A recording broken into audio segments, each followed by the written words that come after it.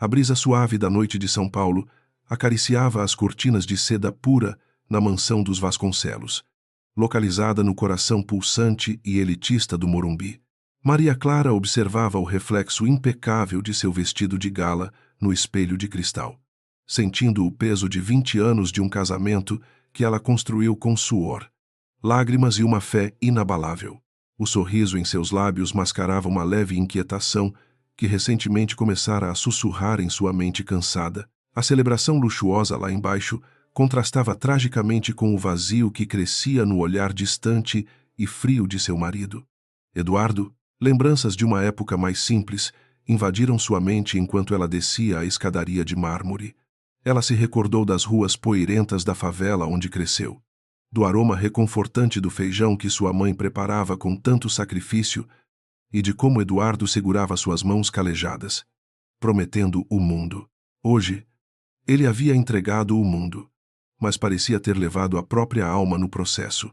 As taças de champanhe tilintavam em harmonia com o riso ensaiado dos convidados milionários, criando uma sinfonia de falsidade que sufocava a essência verdadeira daquela mulher que ainda rezava o terço diariamente com devoção sincera. No centro do salão, Eduardo erguia um brinde pomposo, elogiando a esposa com palavras vazias que não alcançavam os olhos. Ao seu lado, a secretária Valéria Santoro observava a cena com uma admiração dissimulada, segurando firmemente uma taça de cristal. Seus lábios vermelhos escondiam um sorriso de desprezo, uma arrogância silenciosa de quem joga uma partida de xadrez invisível. Maria Clara sentiu um arrepio gélido percorrer sua espinha ao interceptar o olhar furtivo e carregado de malícia que Valéria lançou para Eduardo quando ele terminou o discurso. Havia um segredo sombrio pulsando entre os dois, denso e palpável. A intuição feminina de Maria Clara, moldada pelas dificuldades de sua juventude e pela sabedoria popular transmitida por sua mãe, Dona Rosa, começou a soar alarmes ensurdecedores. Ela tentou afastar os pensamentos ruins, atribuindo atenção à carga excessiva de trabalho do marido na construtora. No entanto, o distanciamento de Eduardo não era apenas físico, mas emocional e espiritual. Ele não a tocava com carinho há meses, e suas conversas limitavam-se a monossílabos irritados ou ordens ríspidas disfarçadas de pedidos conjugais. A presença constante de Valéria nos eventos familiares apenas intensificava a angústia sufocante que oprimia seu peito fragilizado. Decidida a buscar respostas, Maria Clara aproveitou um momento de distração dos convidados e caminhou silenciosamente até o escritório particular de Eduardo. O ambiente, impregnado com o cheiro de charutos caros e couro legítimo, sempre foi um santuário proibido para ela. Seus dedos tremiam levemente enquanto ela tocava a maçaneta fria e pesada de bronze. Ao abrir a porta, a escuridão do cômodo pareceu engolir suas últimas esperanças de um casamento feliz. Ela caminhou até a mesa de mogno maciço, onde pilhas de documentos descansavam, escondendo os segredos cruéis de um homem que ela não mais reconhecia. A fraca luz do luar filtrava-se pelas persianas entreabertas, revelando um celular secundário esquecido sobre a poltrona de veludo escuro. O aparelho, que Maria Clara nunca havia visto antes, pulsou com a chegada de uma nova mensagem luminosa. A curiosidade, misturada com um desespero incontrolável, superou o respeito pela privacidade alheia. Com a respiração ofegante e o coração batendo descompassado contra as costelas, ela pegou o telefone prateado. A tela bedeada exibia parte da notificação crua e devastadora. A festa está chata. Meu amor, mal posso esperar para nos livrarmos logo dessa mulher medíocre. O remetente era Valéria Santoro. O ar pareceu desaparecer subitamente dos pulmões de Maria Clara. As palavras cruéis dançavam diante de seus olhos marejados, rasgando sua alma com a precisão de uma lâmina afiada. Ela sentiu as pernas fraquejarem e precisou apoiar-se na borda da mesa para não cair de joelhos no tapete persa. Como ele pôde ser tão vil? 20 anos de dedicação absoluta. De noites em claro, cuidando dele durante as tempestades da vida. Reduzidos a um mero estorvo descartável aos olhos daquela amante ambiciosa. Uma lágrima quente e solitária escorreu por sua bochecha, marcando o início do fim de sua inocência. O pânico inicial cedeu lugar a uma clareza dolorosa e dilacerante. Ela compreendeu imediatamente que o distanciamento, os olhares furtivos e a presença inconveniente de Valéria não eram meras coincidências ou paranoias de uma mente cansada.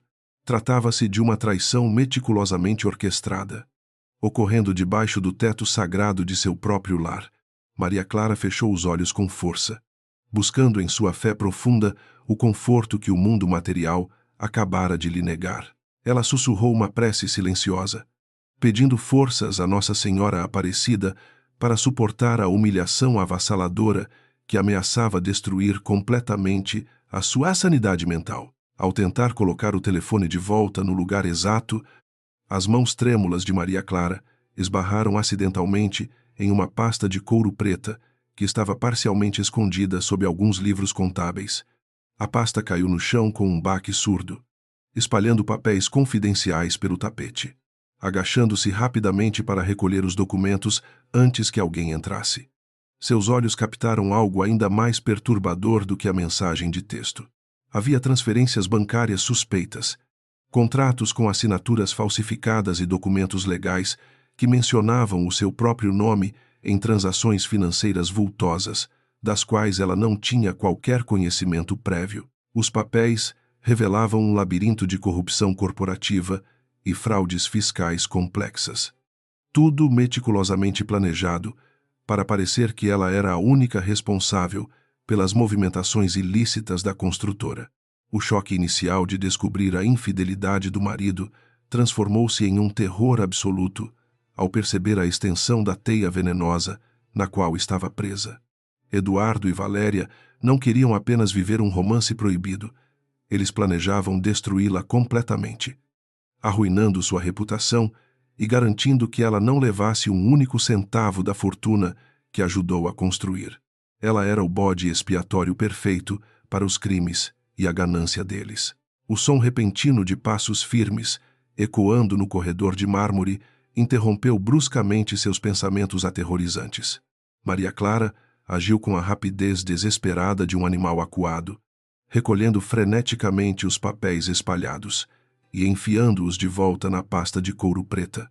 Ela colocou a pasta no lugar e ajeitou o celular secundário na poltrona exata onde o havia encontrado, apagando qualquer rastro de sua presença investigativa no cômodo. Segundos antes da maçaneta de bronze começar a girar lentamente, ela deslizou para trás da pesada cortina de veludo carmesim que cobria a grande janela com vista para o jardim botânico.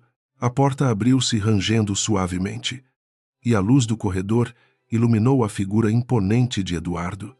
Acompanhado pela risada contida e sedutora de Valéria, os dois entraram no escritório, fechando a porta com um estalo seco que soou como um tiro no coração de Maria Clara, escondida nas sombras, prendendo a respiração até seus pulmões implorarem por oxigênio. A esposa traída ouviu os murmúrios apaixonados de seu marido sendo direcionados à mulher que desejava arruinar sua vida inteira. O cheiro adocicado e enjoativo do perfume francês de Valéria invadiu o ambiente, causando náuseas intensas no estômago revirado dela. Você precisa ter paciência, minha deusa, sussurrou Eduardo com uma voz rouca e carregada de desejo carnal. Uma voz que Maria Clara não ouvia há incontáveis primaveras.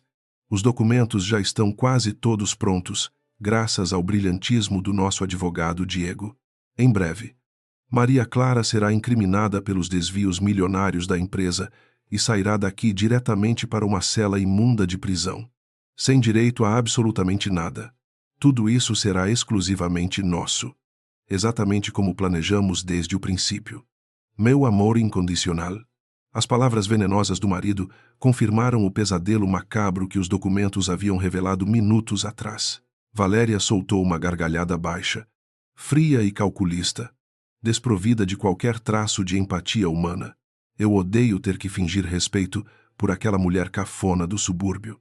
Eduardo, ela não pertence a este mundo luxuoso. Nunca pertenceu de verdade.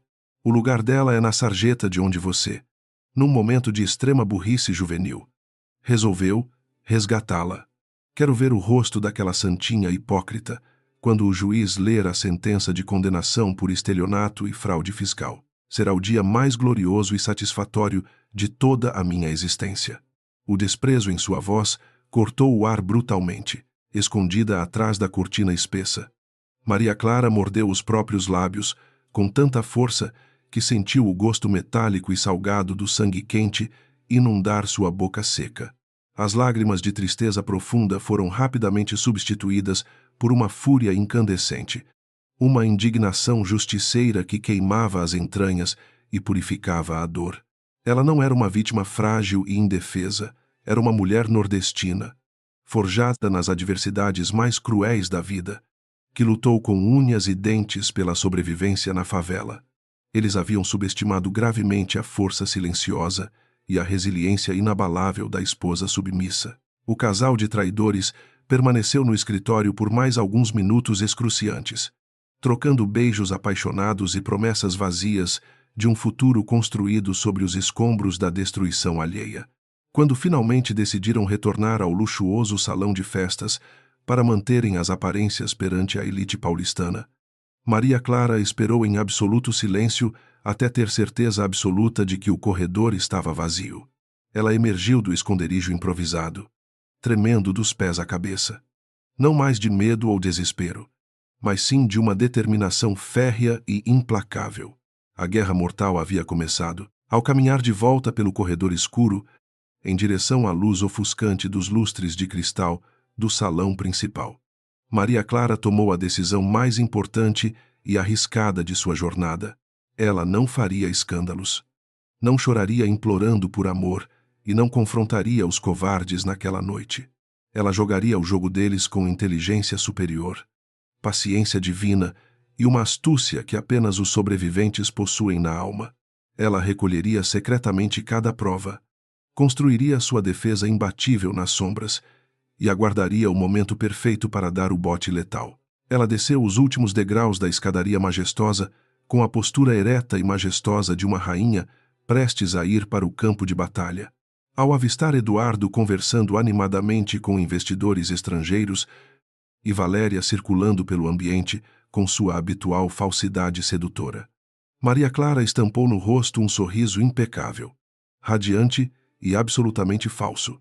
Ninguém notou a tempestade devastadora que se formava nos olhos profundos e escuros daquela mulher traída. O plano diabólico deles estava em andamento. Mas eles ignoravam completamente o fato fundamental de que a justiça divina tarda, mas jamais falha. Naquela madrugada fria, após o último convidado partir e as luzes da mansão serem finalmente apagadas, Maria Clara deitou-se na imensa cama de casal, o mais distante possível de Eduardo. O som da respiração pesada do marido dormindo ao seu lado provocava calafrios de repulsa em seu corpo cansado. Ela olhou para o teto ornamentado, lembrando-se das palavras amorosas de sua mãe sobre a lei do retorno e a importância de manter as mãos limpas e a consciência tranquila. O caminho pela frente seria tenebroso, solitário e repleto de espinhos venenosos, mas ela possuía Deus. Ela sabia perfeitamente que precisava visitar as vielas estreitas e humildes da favela no amanhecer do dia seguinte. O calor reconfortante do abraço de Dona Rosa e a simplicidade verdadeira daquele lugar pobre seriam o combustível necessário para alimentar sua alma ferida.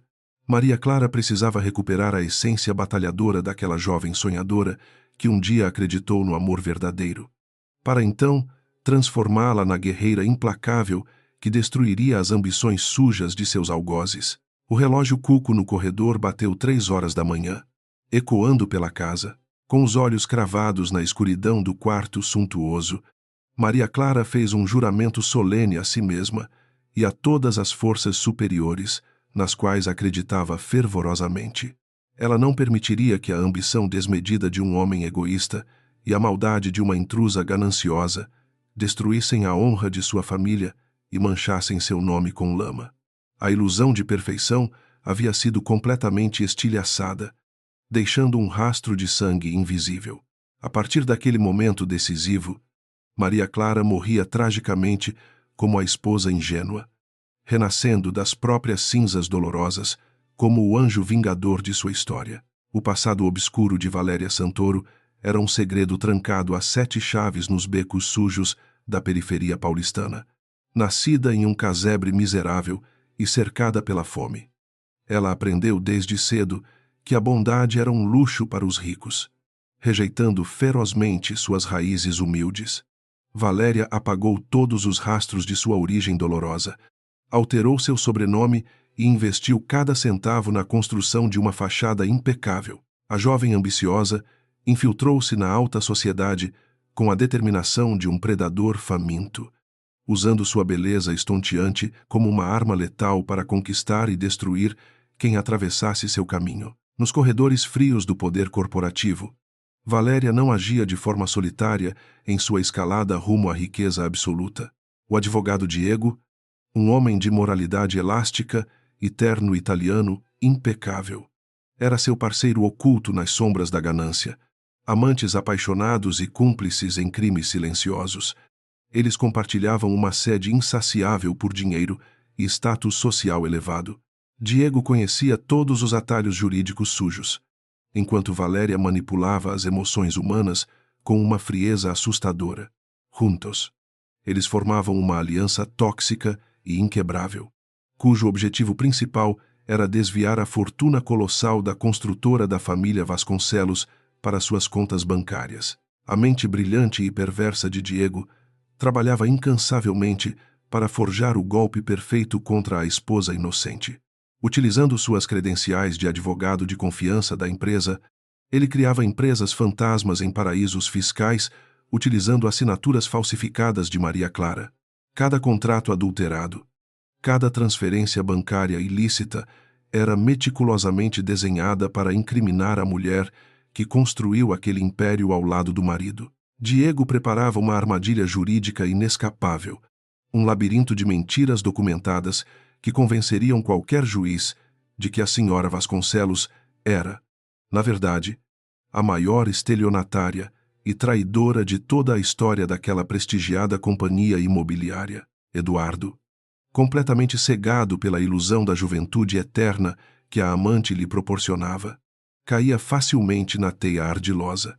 A vitalidade sedutora de Valéria o fazia esquecer a barriga proeminente e os cabelos grisalhos que o espelho denunciava todas as manhãs, inebriado por elogios constantes e noites de paixão avassaladora. O empresário passou a enxergar sua própria esposa como um fardo insuportável e ultrapassado. A mulher que o apoiou quando ele não tinha nada, agora representava apenas a monotonia cruel de uma vida doméstica sem grandes emoções, tornando-se o alvo principal de suas frustrações diárias e profundo desprezo. A violência psicológica contra Maria Clara começou de forma sutil, transformando-se rapidamente em um tormento diário insuportável. Eduardo passou a criticar publicamente o modo como ela se vestia, rotulando suas roupas elegantes de cafonas e inadequadas para a alta sociedade de São Paulo. Durante os luxuosos jantares na mansão, ele a repreendia severamente por pequenos deslizes de etiqueta, fazendo questão de humilhá-la na frente dos empregados constrangidos. Cada palavra ácida disparada por ele era uma facada dolorosa na autoestima da esposa, um esforço deliberado para fazê-la sentir-se minúscula, inútil e eternamente deslocada naquele mundo dourado e superficial. Apesar da alma sangrando e do coração estilhaçado pela traição brutal, Maria Clara suportava as agressões verbais em absoluto silêncio. A descoberta angustiante no escritório havia-lhe concedido uma clareza fria e calculista, bloqueando as lágrimas de desespero. Ela engolia o orgulho ferido e mantinha a postura submissa que o marido controlador exigia, interpretando brilhantemente o papel da esposa ingênua e derrotada. Por trás daquela máscara de passividade conformada, sua mente sagaz trabalhava sem parar, memorizando cada ofensa, cada olhar de cumplicidade entre os amantes e cada pequeno detalhe que pudesse ser usado em sua defesa nos tribunais, sentindo-se vitoriosa e dona absoluta da situação. Valéria começou a invadir descaradamente o espaço pessoal da verdadeira senhora Vasconcelos, sob o falso pretexto de entregar relatórios urgentes da construtora.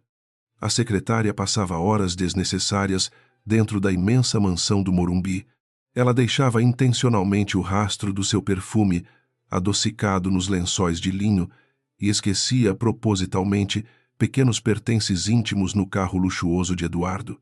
Essa tortura psicológica sádica tinha um único objetivo sombrio: enlouquecer Maria Clara lentamente, forçando-a a cometer um erro drástico que acelerasse o processo de divórcio sem deixar margens para escândalos de infidelidade conjugal. A atmosfera opressiva e carregada de tensão dentro da residência luxuosa tornou-se insustentável para os velhos funcionários da família. Os empregados, que conheciam Maria Clara há mais de 2 décadas, percebiam a mudança drástica no comportamento cruel do patrão cego de paixão. Eles nutriam uma lealdade profunda e silenciosa pela patroa bondosa.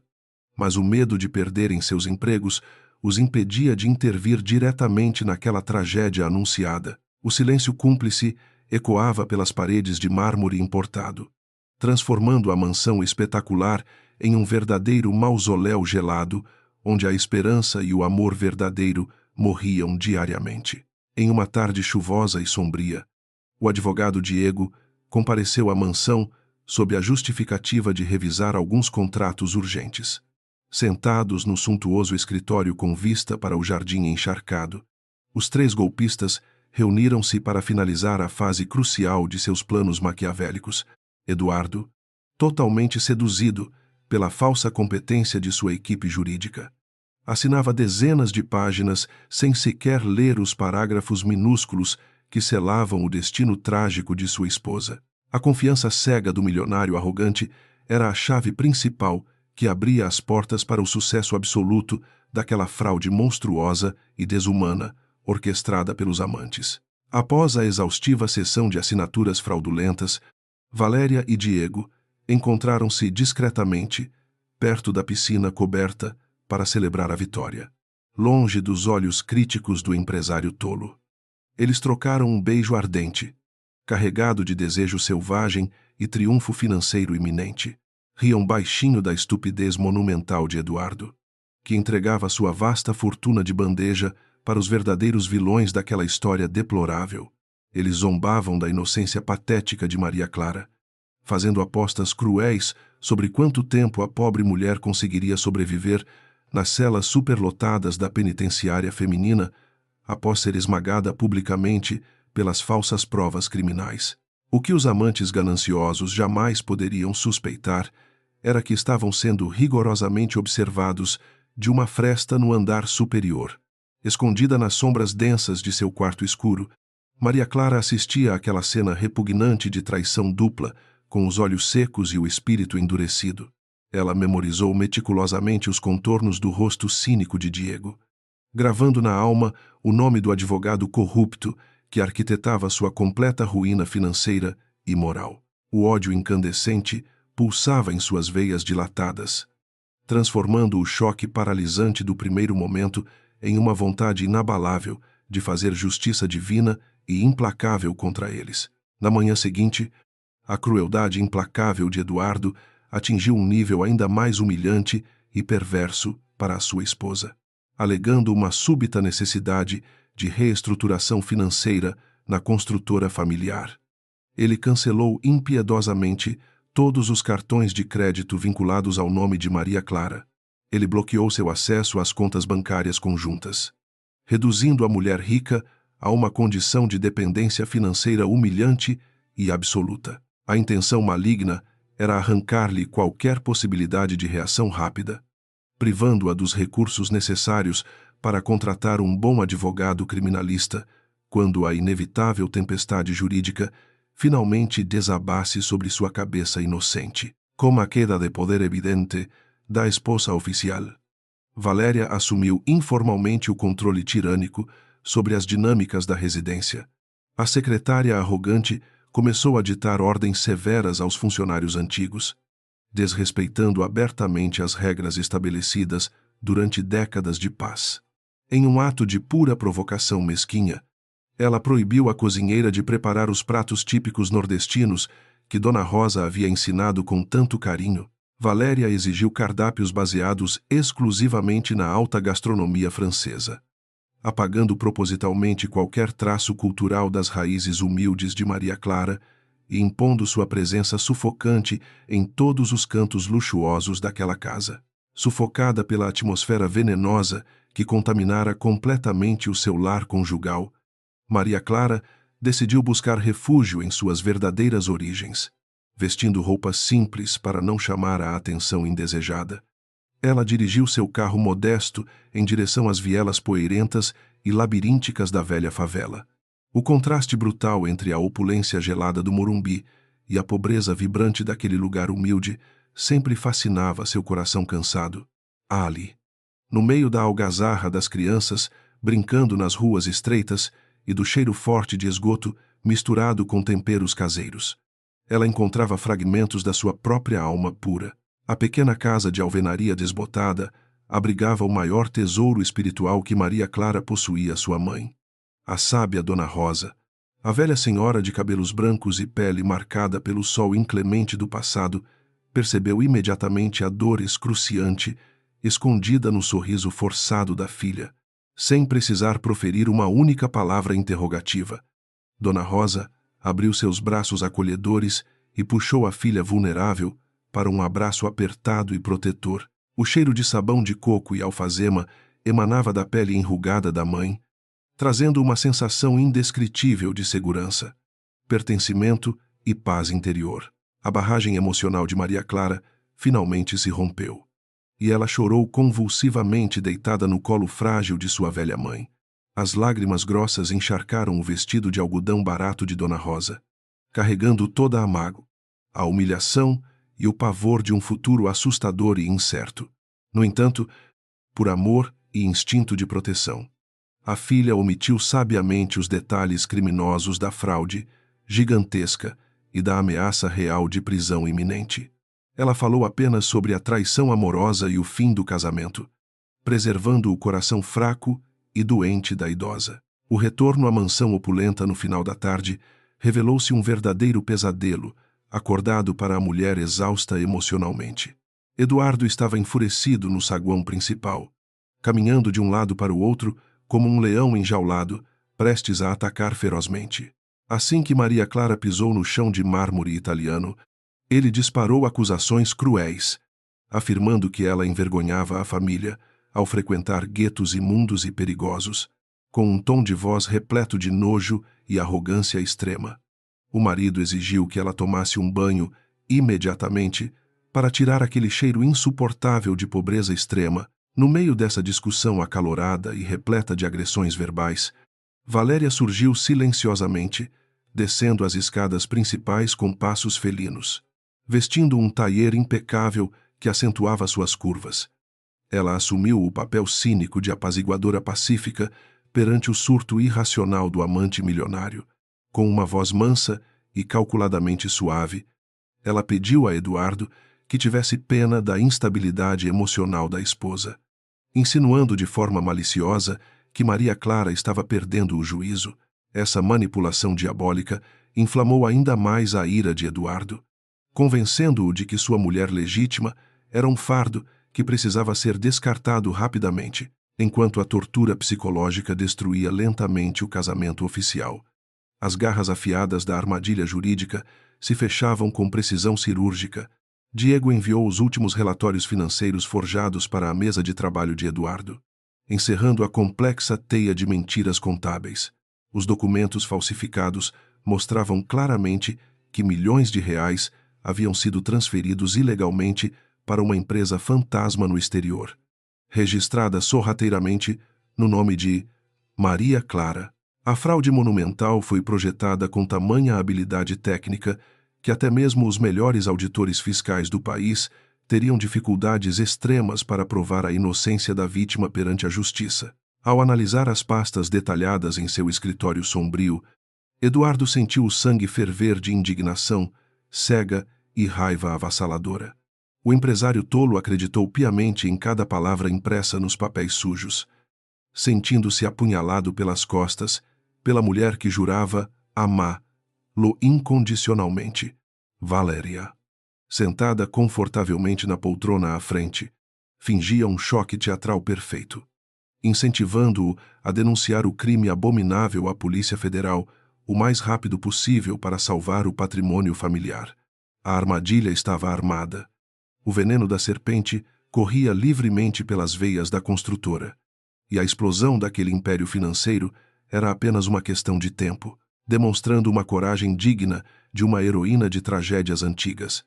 Maria Clara entrou no escritório carregando uma bandeja de prata com café. Ela desempenhava seu papel de esposa submissa com maestria assustadora, servindo o líquido escuro aos seus algozes, sem que suas mãos tremessem um único milímetro.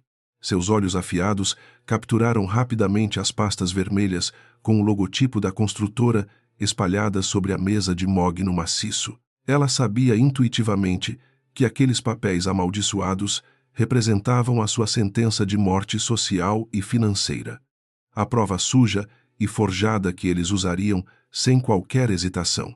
Ela retirou-se do cômodo luxuoso em absoluto silêncio, deixando para trás o marido enfurecido e a amante sorridente em sua vitória ilusória.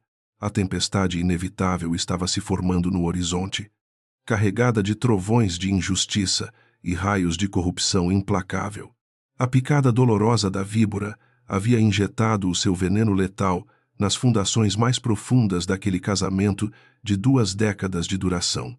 No entanto, enquanto eles brindavam antecipadamente ao triunfo do mal, Maria Clara caminhava pelos corredores vazios, sussurrando preces fervorosas aos céus, preparando sua própria alma ferida para a pior guerra judicial possível.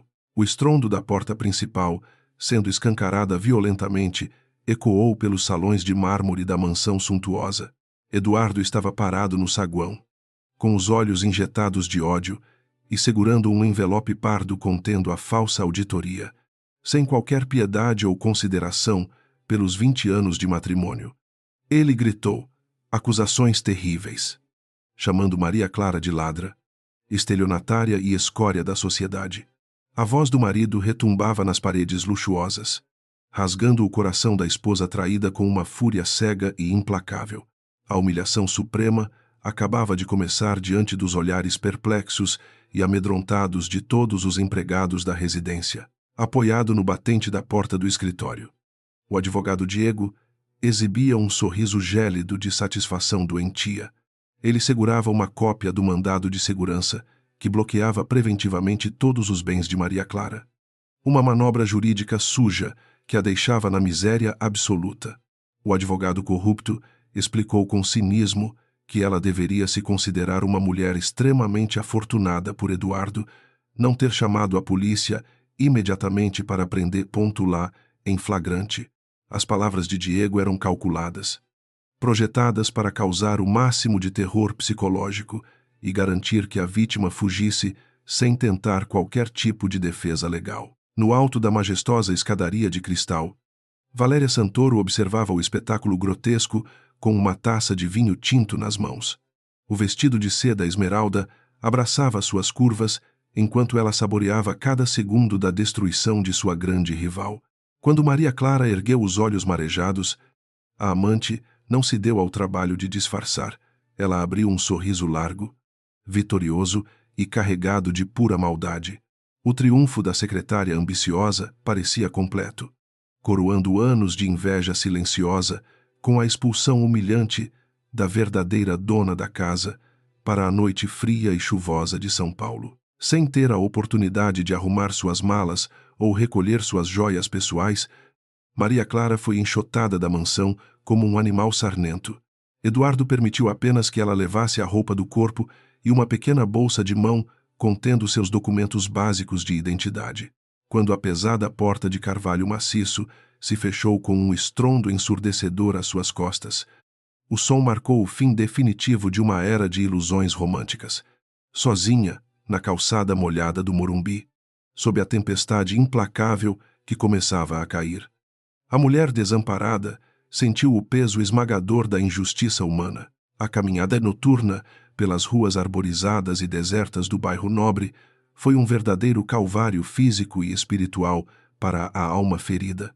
A chuva gelada encharcava suas roupas caras, misturando-se com as lágrimas quentes de indignação e tristeza profunda que lavavam o seu rosto abatido.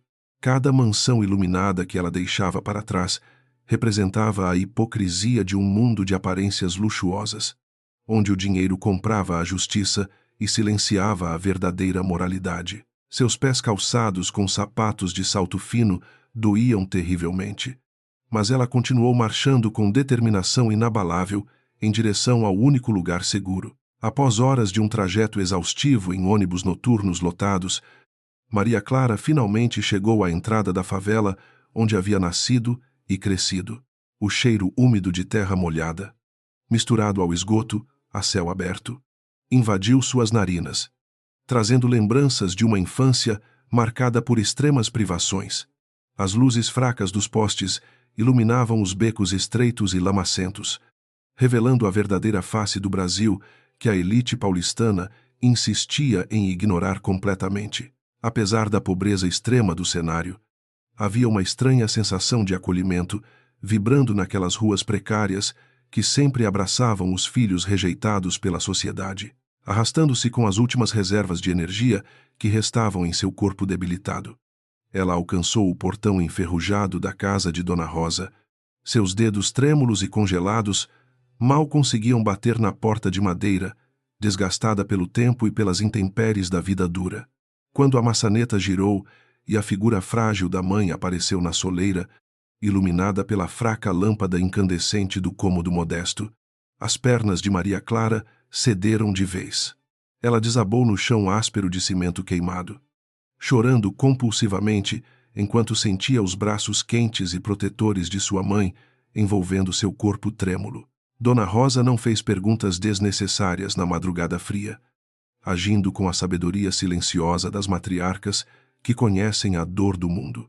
Com uma força surpreendente para sua idade avançada, ela ajudou a filha a se levantar e a levou para o interior simples da humilde residência.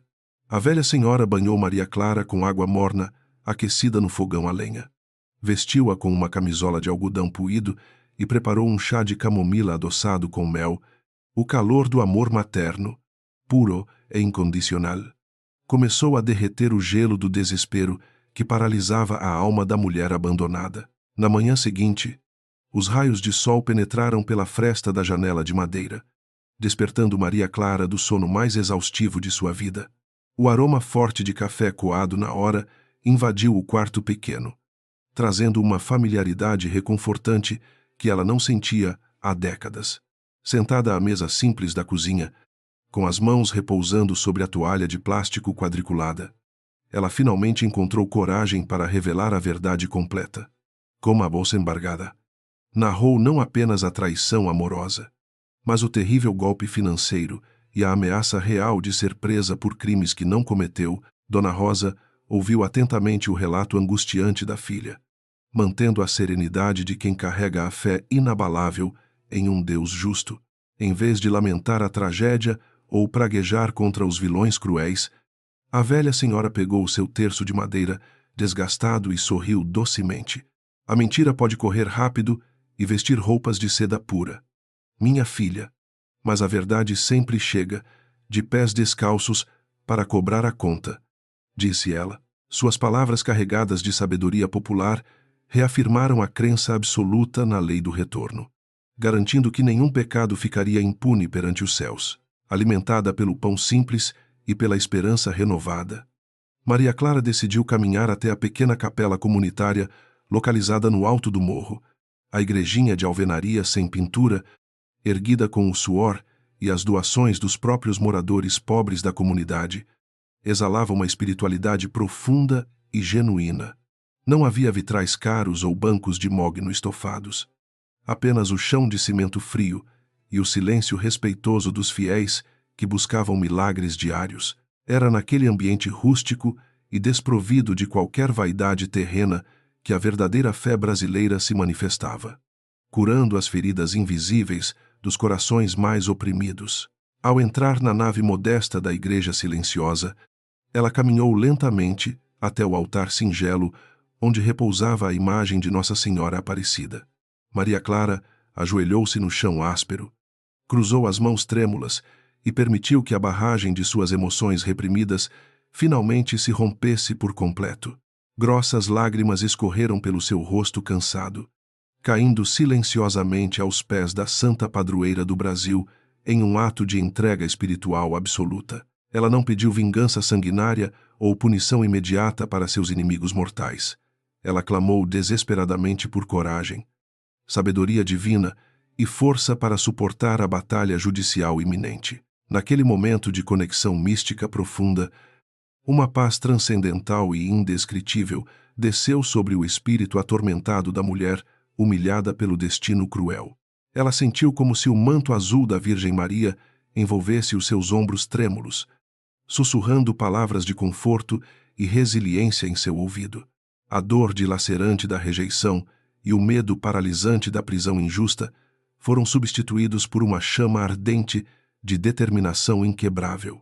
Maria Clara ergueu a cabeça e enxugou as lágrimas salgadas de seu rosto, compreendendo perfeitamente que aquela queda devastadora era apenas a preparação divina para o seu glorioso e inevitável renascimento. Saindo da capela sob o sol escaldante do meio-dia, a protagonista caminhou pelas vielas da favela com uma postura completamente nova e revigorada.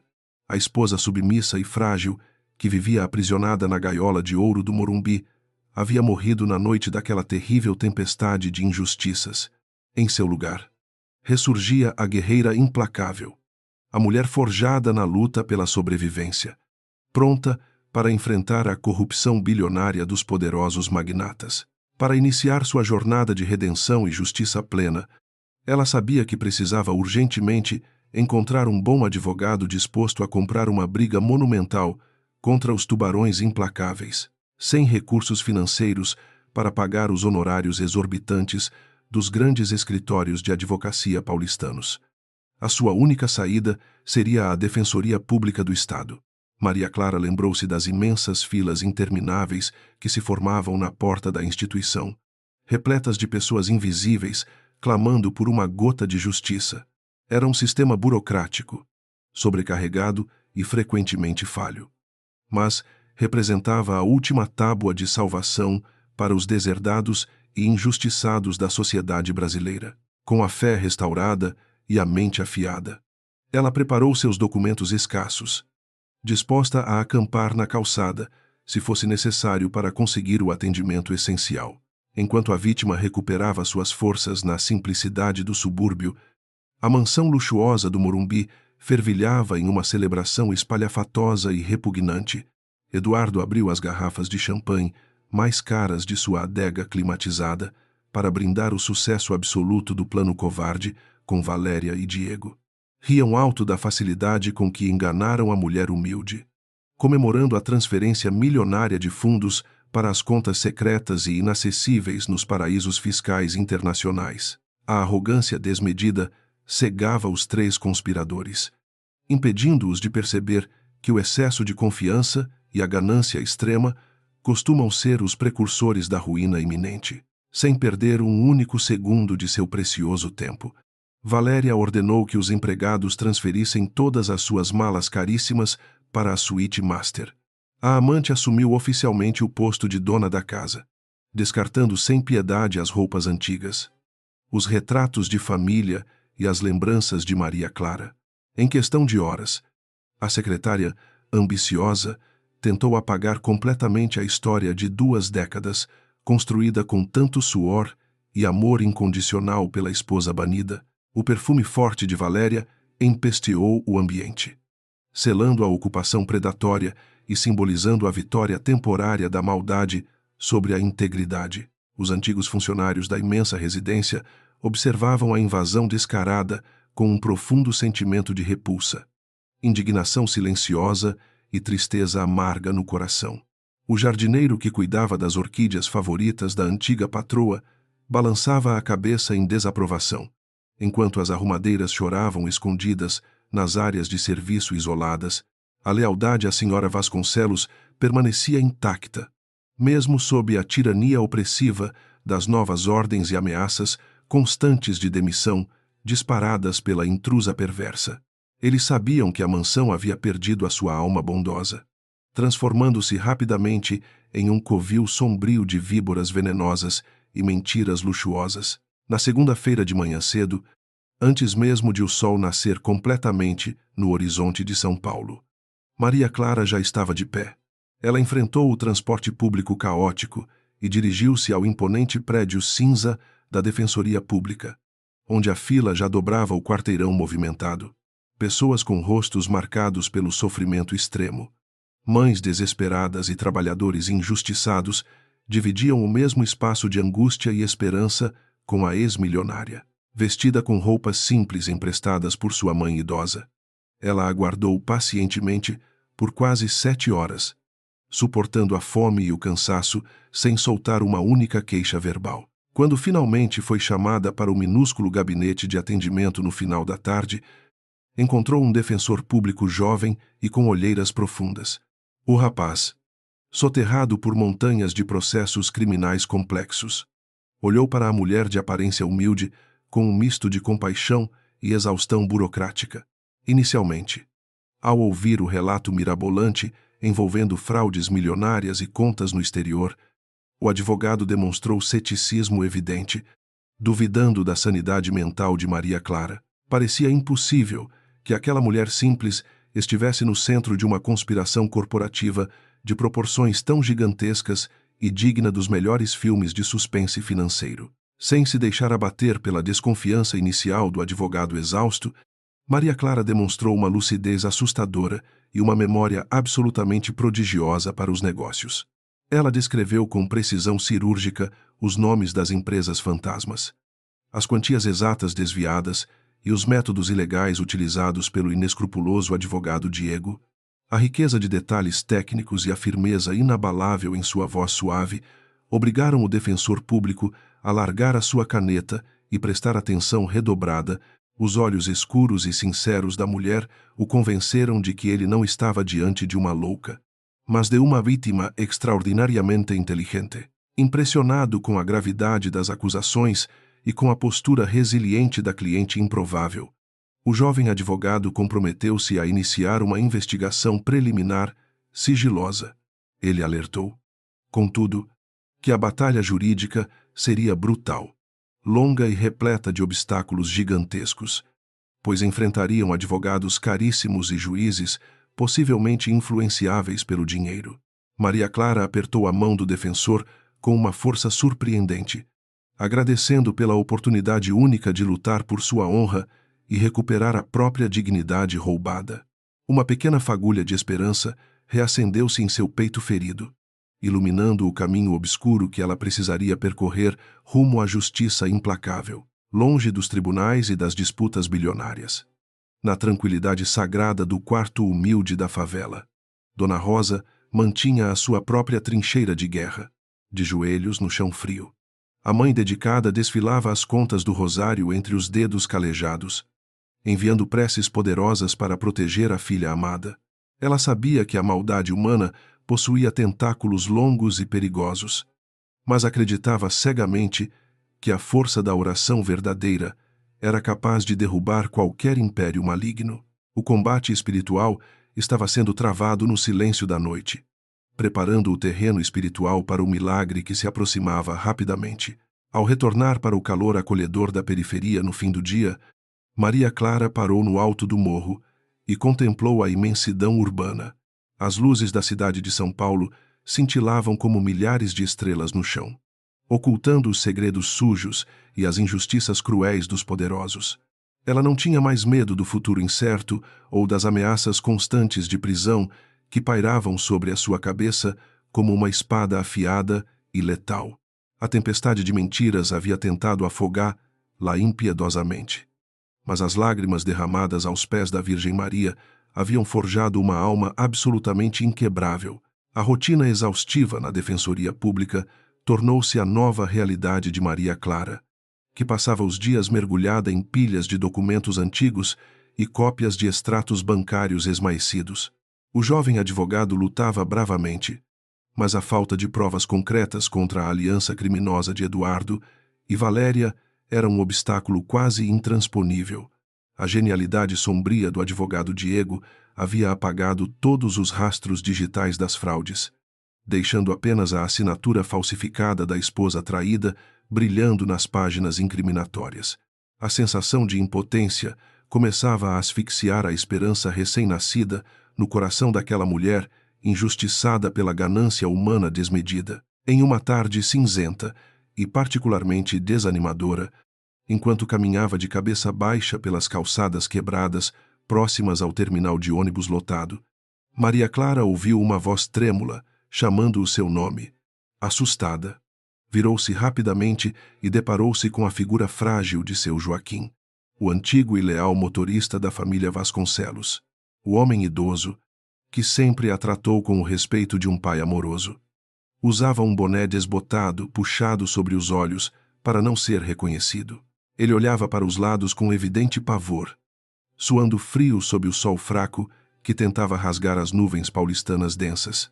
Com as mãos trêmulas e o coração batendo descompassado pelo medo de represálias, seu Joaquim puxou a ex-patroa para o canto escuro de uma padaria abandonada. O velho funcionário sussurrou, com a voz embargada pelas lágrimas contidas, relatando os horrores diários e a atmosfera insuportável que haviam tomado conta da imensa mansão no Morumbi. Antes que Maria Clara pudesse oferecer palavras de conforto para o amigo fiel, ele enfiou a mão trêmula no bolso interno do casaco puído e retirou um pequeno objeto metálico escuro. Era um gravador de voz digital, arranhado e aparentemente inofensivo, mas incrivelmente pesado. O motorista explicou apressadamente que havia encontrado o pequeno aparelho esquecido debaixo do banco de couro do carro de luxo de Eduardo semanas atrás. Após uma limpeza minuciosa, conhecendo a natureza controladora do patrão e desconfiando das constantes reuniões sigilosas que aconteciam dentro do veículo em movimento, decidiu guardar o gravador secretamente em vez de devolver. Seu Joaquim acreditava fervorosamente que Deus colocara aquela pequena máquina em suas mãos desgastadas por um motivo nobre e divinamente traçado. Ele entregou o dispositivo gelado a Maria Clara, pedindo perdão sincero por não ter tido a coragem de agir muito antes. As pontas dos dedos de Maria Clara formigaram ao segurar o objeto misterioso que prometia ser a chave libertadora de seu calvário judicial, injusto e doloroso. Ela abraçou o velho motorista com uma força desesperada, misturando suas lágrimas de imensa gratidão com o choro silencioso do homem que arriscava a própria sobrevivência por pura lealdade cristã. Seu Joaquim afastou-se rapidamente, desaparecendo na multidão anônima da metrópole caótica, temendo ser flagrado pelos capangas impiedosos do advogado Diego. Sozinha na calçada barulhenta, apertou o gravador contra o peito ofegante, sentindo a adrenalina pura percorrer violentamente as suas veias exaustas. A viagem de volta para a favela pareceu durar uma eternidade angustiante, com cada minuto no ônibus balançando como horas intermináveis de tortura psicológica e suspense arrebatador. Ao chegar ao casebre humilde no final da tarde sombria, Maria Clara trancou-se imediatamente no quarto minúsculo e fracamente iluminado. Sentando-se na beirada da cama, com as mãos suadas e frias, Dona Rosa, percebendo a agitação incomum da filha aflita, permaneceu na cozinha rezando o terço com fervor redobrado, criando uma poderosa barreira de proteção espiritual. O silêncio absoluto do cômodo pequeno foi quebrado apenas pelo clique seco do botão de reprodução pressionado. Nos primeiros minutos agonizantes, o aparelho reproduziu apenas o som abafado do motor potente do carro de luxo e o ruído caótico do trânsito intenso da Marginal Pinheiros. De repente, a voz arrastada e inconfundível de Eduardo invadiu o quarto pobre, queixando-se amargamente sobre os lucros estagnados da sua empresa imobiliária e o tédio avassalador de seu casamento falido. Maria Clara engoliu a seco, sentindo uma pontada de tristeza aguda ao ouvir o tom de desprezo absoluto que o homem usava para se referir a ela e à família. Era doloroso constatar como 20 anos de amor foram apagados impiedosamente.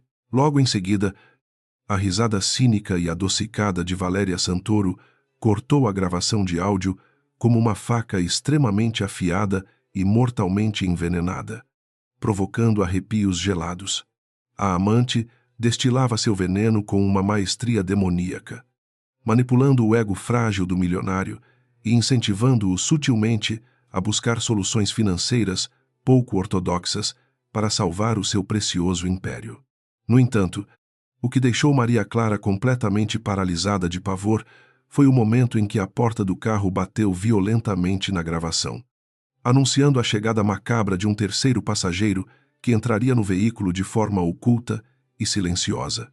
A voz grave e calculista do advogado Diego preencheu o ambiente digital, trazendo a escuridão da corrupção corporativa diretamente para dentro do quarto singelo e humilde da periferia.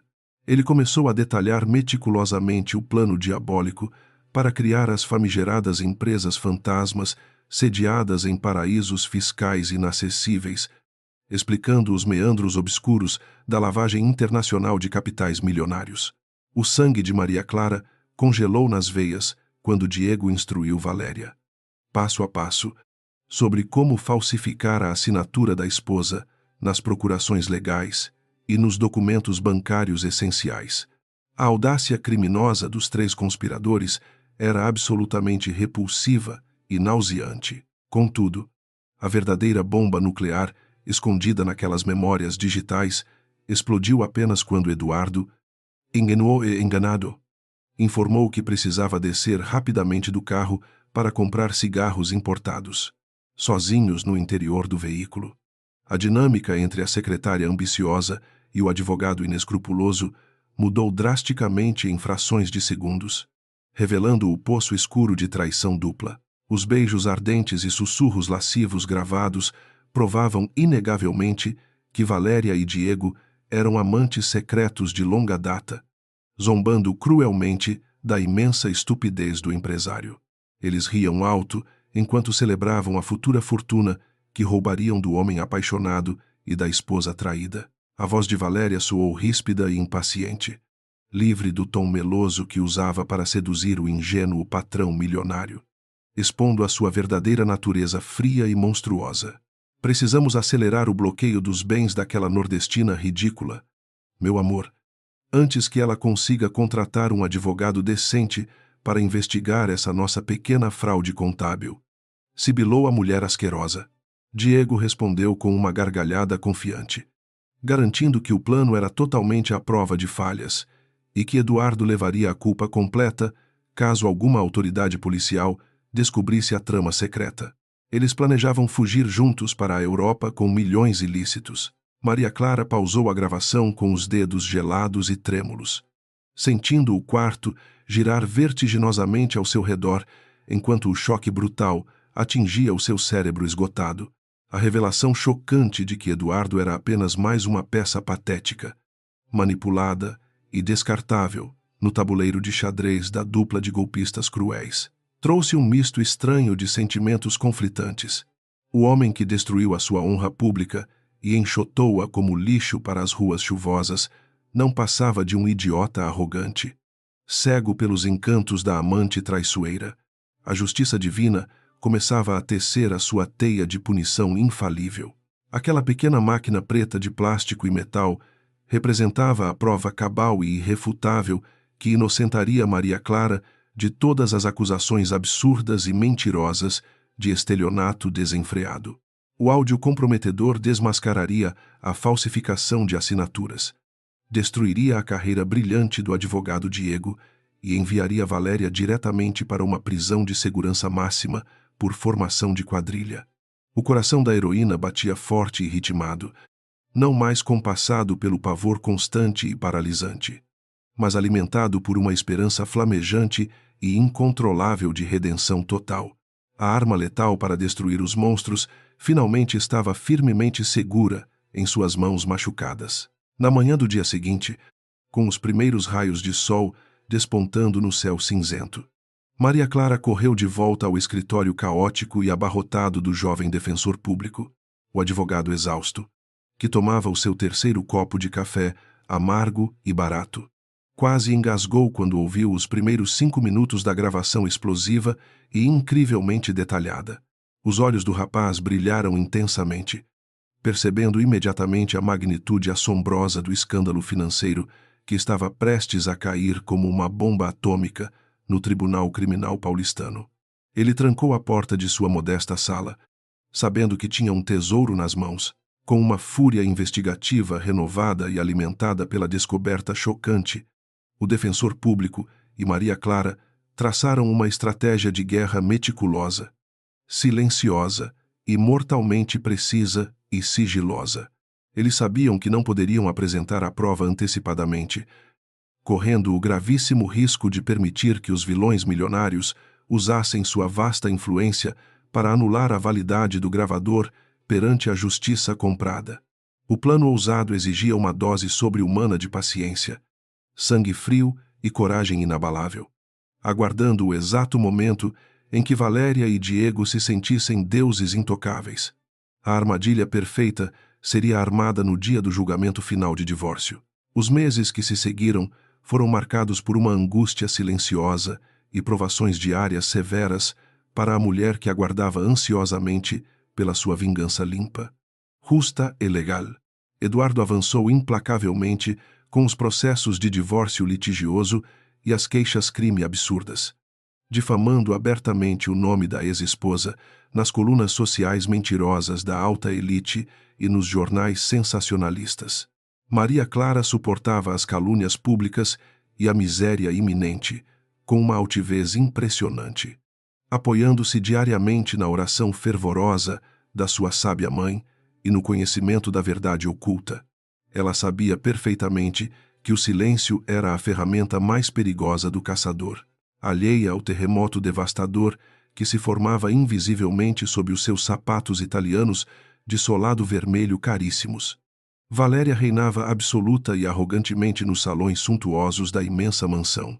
A golpista cruel decorou a casa inteira com obras de arte contemporânea de gosto duvidoso, apagando completamente o passado familiar acolhedor e impondo a sua superficialidade fútil em cada cômodo espaçoso. Ela ostentava joias cintilantes, compradas com o dinheiro roubado da construtora desmoronante, e sorria falsamente para os flashes das câmeras e revistas de fofoca. A ilusão de invencibilidade inflava o ego da víbora até o limite máximo do absurdo ridículo. O empresário Eduardo Vasconcelos, embriagado pela paixão tóxica e cega, assinava cegamente todos os documentos fraudulentos que Diego lhe entregava sorrateiramente no luxuoso escritório corporativo da grande construtora familiar. O homem de negócios experiente havia se transformado em uma marionete patética e manipulável, incapaz de perceber que a sua própria fortuna e reputação secular estavam sendo drenadas impiedosamente por parasitas sugadores. Ele aguardava com imensa ansiedade a condenação oficial da mulher que um dia o amou de verdade, acreditando erroneamente que isso o libertaria definitivamente do seu passado pobre. A cegueira da alma era a sua doença mais fatal. Na véspera da primeira e decisiva audiência criminal, Dona Rosa preparou um jantar especial simples na pequena cozinha da casa humilde da periferia paulistana, iluminada por velas. As duas mulheres fortes rezaram o rosário de joelhos no chão áspero, pedindo as bênçãos celestiais e a proteção implacável de São Miguel Arcanjo contra as investidas diabólicas dos inimigos poderosos. A mãe idosa tocou o rosto cansado da filha com as mãos enrugadas, transmitindo uma paz transcendental que nenhuma conta bancária milionária poderia comprar ou forjar no mundo moderno corrupto. O escudo da fé estava forjado e pronto para a imensa batalha. A noite que antecedeu o julgamento foi longa, fria e absolutamente insone para a protagonista injustiçada, que observava o teto manchado de infiltração enquanto as lembranças do passado inundavam a mente. Ela repassou mentalmente cada detalhe do plano estabelecido com o advogado, visualizando com clareza cristalina os rostos arrogantes dos seus terríveis algozes desmoronando sob o peso esmagador da verdade irrefutável revelada. O pequeno gravador de voz, guardado com o cuidado de uma relíquia sagrada na sua bolsa simples, parecia pulsar com vida própria e sede de vingança implacável. A alvorada cinzenta prometia trazer o fogo purificador da verdadeira justiça divina. O amanhecer nublado em São Paulo refletia com perfeição a atmosfera tensa, densa e extremamente carregada que pairava sobre a imponente estrutura arquitetônica do Fórum Criminal da cidade metropolitana. Vestindo um traje social modesto e escuro, comprado em um brechó popular com as parcas economias de sua velha mãe, Maria Clara caminhou, de cabeça erguida e postura firme pelos corredores gelados. A imprensa sensacionalista urubuzava em busca de sangue e fofocas sujas, disparando flashes ofuscantes no rosto abatido da mulher que o Brasil inteiro acreditava ser a grande vilã. Ela ignorou os holofotes mentirosos, focando apenas no seu doloroso destino. O defensor público aguardava a sua cliente na porta dupla de madeira pesada da sala de audiências principal, segurando a sua velha pasta de couro abarrotada de processos e imensas esperanças. Ele lançou um olhar significativo e encorajador para Maria Clara. Um acordo silencioso de confiança mútua, firmada nas trincheiras invisíveis da luta desigual contra os poderosos corruptos da elite insensível.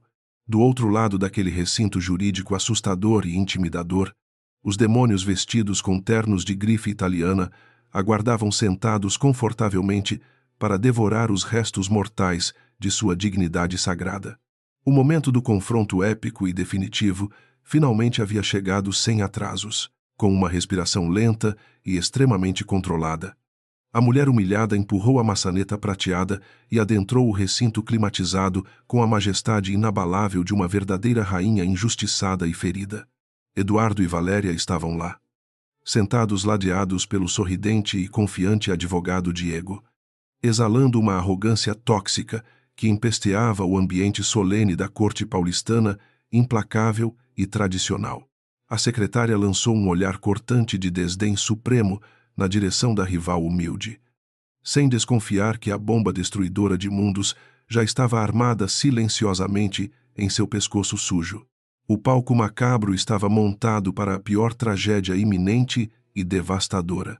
O ambiente austero do Tribunal Criminal de São Paulo cheirava a madeira polida e a um moralismo hipócrita e sufocante. O juiz responsável pelo caso, um homem grisalho de semblante severo e olhar impenetrável, assumiu o seu lugar de poder absoluto no estrado mais alto da sala fria.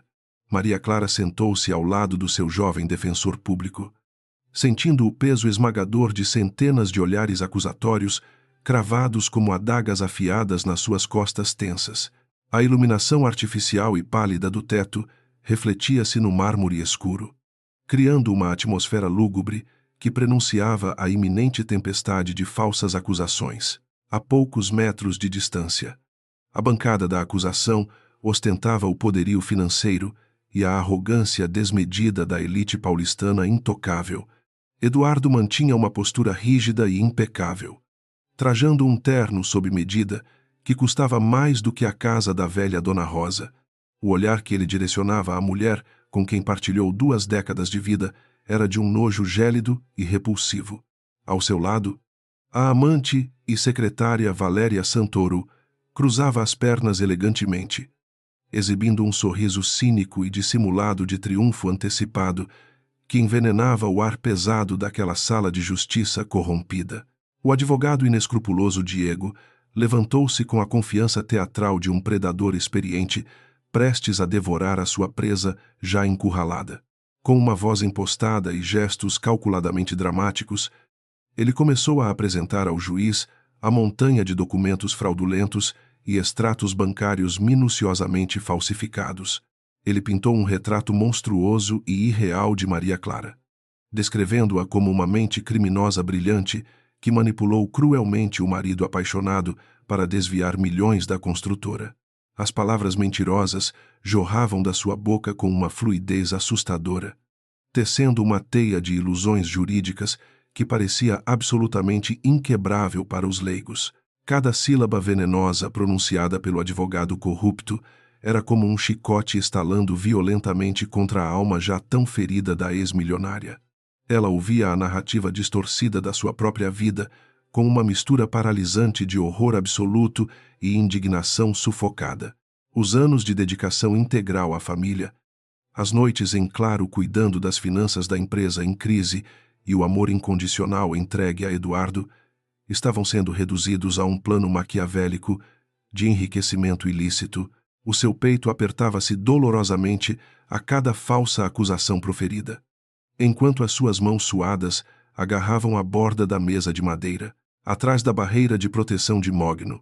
Sentada nas cadeiras reservadas ao público assistente, Valéria aproveitava o espetáculo grotesco com sádico prazer.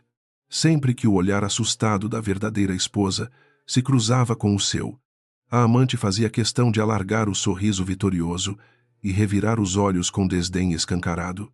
Ela sussurrava comentários maldosos no ouvido de Eduardo, que assentia com a cabeça, completamente hipnotizado pela manipulação emocional da mulher perversa. O deboche silencioso de Valéria era uma tortura psicológica refinada, projetada especificamente para destruir os últimos vestígios de estabilidade emocional da ré sentada no banco. O juiz de semblante severo interrompeu o monólogo acusatório de Diego para direcionar perguntas duras e implacáveis à pobre mulher acusada. Ele exigiu explicações detalhadas sobre as transferências milionárias enviadas para as famigeradas empresas fantasmas sediadas em paraísos fiscais inacessíveis. A voz do magistrado ecoava pela sala silenciosa, carregada de um ceticismo cruel que já a condenava antes mesmo de escutar qualquer argumento defensivo. A pressão mental exercida pelas autoridades judiciárias, combinada com a humilhação pública brutal, transformava o recinto num autêntico caldeirão fervente de angústia e desespero, consumindo rapidamente a pouca energia vital que lhe restava. Maria Clara tentou articular uma defesa coerente e firme, mas a sua voz embargou-se diante da magnitude assustadora da injustiça descarada. Ela olhou para o rosto rígido de Eduardo, procurando desesperadamente por um pequeno lampejo de hesitação ou humanidade nos olhos do homem que amara profundamente. Contudo, encontrou apenas um abismo escuro de ressentimento infundado e uma frieza cortante como gelo polar. A percepção dolorosa de que ele acreditava piamente em todas aquelas mentiras sórdidas foi um golpe final e devastador na sua resiliência já tão desgastada pela longa e injusta jornada de sofrimento agudo. Percebendo o estado de fragilidade extrema e iminente colapso nervoso da sua cliente, o jovem defensor público interveio de forma enérgica. Ele solicitou objeções seguidas às táticas de intimidação psicológica utilizadas pela equipe de acusação milionária, tentando desesperadamente equilibrar a balança da justiça desigual. No entanto, os seus esforços honestos pareciam meras gotas de água tentando apagar um incêndio florestal de proporções catastróficas. O magistrado indeferiu a maioria dos protestos da defesa humilde, demonstrando uma clara impaciência burocrática com a lentidão do processo e uma inclinação perigosa a acreditar na versão polida dos engravatados arrogantes, ignorando completamente as objeções e atropelando a ética profissional básica. O inescrupuloso advogado Diego decidiu aplicar o seu golpe final e devastador. Ele caminhou até a mesa do juiz e entregou as cópias ampliadas dos contratos fraudulentos, destacando as supostas assinaturas de Maria Clara em vermelho vivo. O documento forjado autorizava a venda ilegal de diversos terrenos valiosos e o desvio de capitais indispensáveis para a sobrevivência da construtora Vasconcelos. O impacto visual daquela mentira impressa em papel timbrado oficial era esmagador, consolidando a narrativa falsa de que a esposa era uma criminosa fria e calculista. Eduardo, orientado previamente pela sua equipe jurídica suja, aproveitou o momento de tensão máxima para encenar o papel de marido traído, com uma voz artificialmente embargada e lágrimas de crocodilo escorrendo pelo rosto maquiado de tristeza. Ele lamentou publicamente a destruição do seu patrimônio secular familiar. Ele afirmou diante de todos os presentes que confiava cegamente na esposa e que a facada nas costas era uma ferida profunda que o dinheiro jamais seria capaz de curar magicamente. A atuação patética e nojenta do milionário cego revoltou o estômago de Maria Clara, provocando-lhe ondas fortes de náusea. O ar dentro da sala de audiências criminal parecia ter se tornado repentinamente denso, irrespirável e impregnado com um odor tóxico de hipocrisia. A respiração de Maria Clara tornou-se cada vez mais curta e superficial, enquanto o seu coração disparava num ritmo frenético e doloroso contra as costelas frágeis. Gotas geladas de suor começaram a brotar na sua testa pálida, deslizando lentamente pela espinha dorsal, numa demonstração física do seu pavor absoluto. Ela tentou focar no rosto preocupado do seu advogado, mas a visão periférica começou a escurecer perigosamente, turvando as imagens e distorcendo os sons assustadores. As vozes acusatórias fundiram-se num zumbido ensurdecedor que ecoava implacavelmente dentro da sua cabeça exausta e atormentada pelos traumas recentes acumulados. O magistrado exigia respostas rápidas e incisivas que ela não tinha a capacidade física ou mental de fornecer naquele exato momento de crise de pânico. A humilhação suprema de ser julgada como um monstro pelas mesmas pessoas que planearam a sua completa ruína financeira sugou as suas últimas forças vitais e espirituais. O peso esmagador de todas as mentiras inventadas pelo trio de vilões transformou-se numa âncora pesada, arrastando-a rapidamente para o fundo do desespero abissal. Num breve intervalo burocrático solicitado pelo escrivão cansado, Valéria aproximou-se sorrateiramente da divisória de madeira que separava as bancadas judiciais opostas. Aproveitando a distração momentânea dos guardas de segurança, a amante venenosa sibilou uma frase letal diretamente na direção da orelha atenta de Maria Clara. A sua cela na prisão estadual já está devidamente preparada. Sua velha, inútil. E eu dormirei na sua antiga cama matrimonial hoje à noite. Sussurrou a víbora asquerosa, aquela provocação sádica e cruel, proferida no recinto sagrado da justiça.